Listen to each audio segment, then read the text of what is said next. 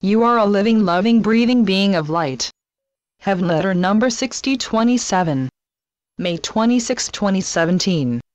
Do you perhaps have the idea that being disgruntled is second nature to you? Not so.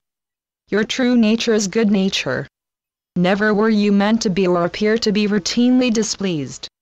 Never were you meant to moan and groan and weep at disappointment. Never were you intended to let your good nature down and assume a role of displeasure.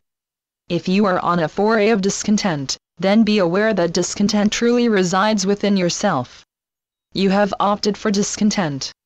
There are other choices.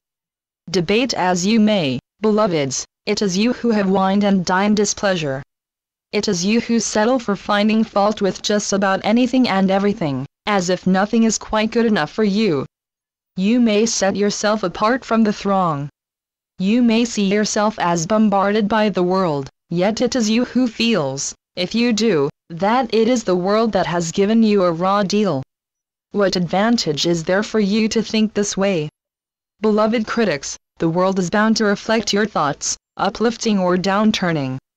If you announce even only to yourself your disappointment with the world, you uphold the world's playing of sour notes.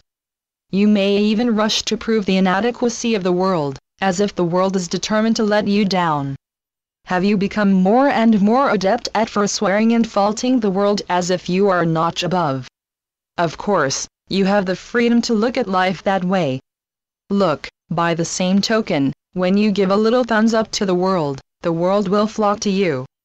Everyone and everything goes toward that which gives a modicum of joy. Give yourself joy. It can't be that you like to have something to complain about, can it?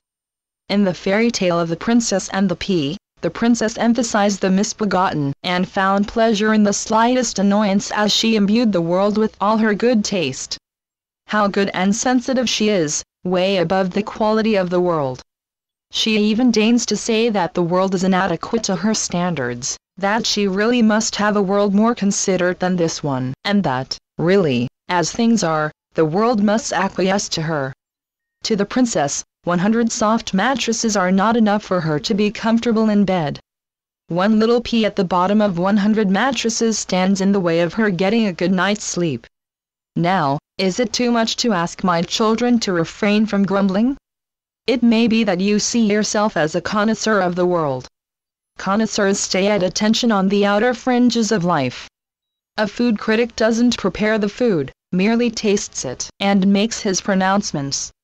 I do not think you belong on the outside, on the rim, external to the real life that is here as an offering to you. Dear ones, there is no outside you. All is within. There is no out there for you to frown at. Come back to life and living in the world that grows with you. Be at the heart of the matter. Be not desultory. Be not conciliatory. You are a living, loving, breathing being of light. Rather than pointing out the wrongs of the world, shed light. Make the world a better place by virtue of your raising the tone of the world high. Give, dear ones, and no longer think of cutting the world down to size. Beloveds, it is for you to uplift the world. Make the world what you want it to be. Start now. Now. Raise the world.